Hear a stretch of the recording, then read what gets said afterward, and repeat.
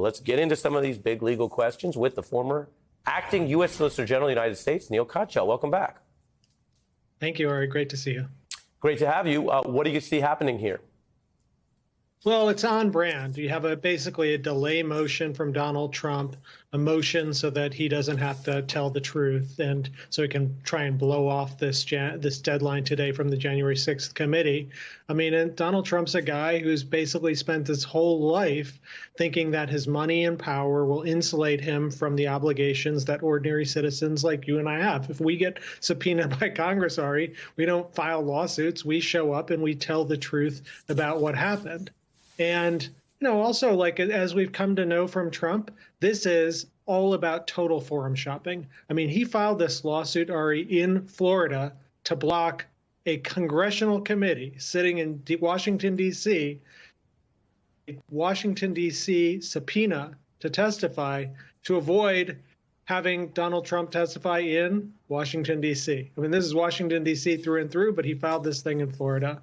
And it's a delay motion that is likely to push this past January and the changeover in the House. Yeah. And so looking at that, here was Cheney on Meet the Press in October about all of this.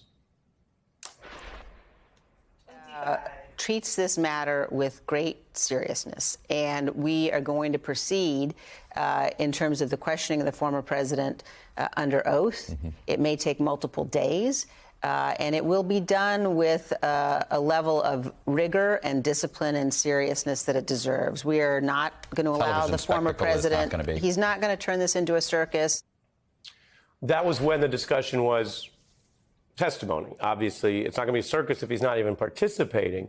If, and Kornacki's walking us through this shortly, if Republicans meet their estimate and hold the House, then the committee would formally be ending as a select committee. Is there room to then further litigate this, and do you think that's advisable? Yes. So first of all, Trump will, all he needs is these proceedings in Florida courts to delay out past January, and then he'll hope that the January 6th committee is disbanded. But, Ari, there's another House in Congress. It's not just the House of Representatives. The Senate's there. And I think right now the Senate should be making immediate emergency plans to take over this investigation from the House, make it part of the Senate, make it a Senate investigation, because the truth has not been told. Donald Trump's afraid to tell the truth. Vice President Pence is afraid to tell the truth. It's up to now probably the Senate, if the political reports are right, that the House will switch control.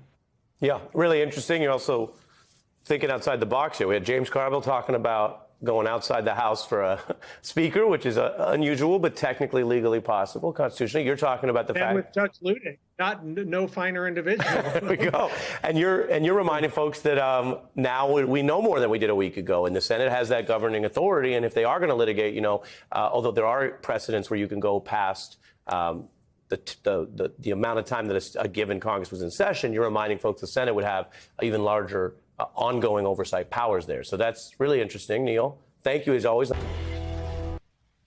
Hey, I'm Ari Melber. Thanks for watching The Beat. I wanted to let you know I'm writing a foreword to the January 6th committee's full report, which is coming out soon from HarperCollins. You can go pre-order the book right now, and it'll come to you first when the report comes out in the fall or whenever the government releases it. Just search Melber Jan 6 on Amazon or your favorite independent book site and click pre-order. You'll be the first to get both the report and my new piece on the coup conspiracy.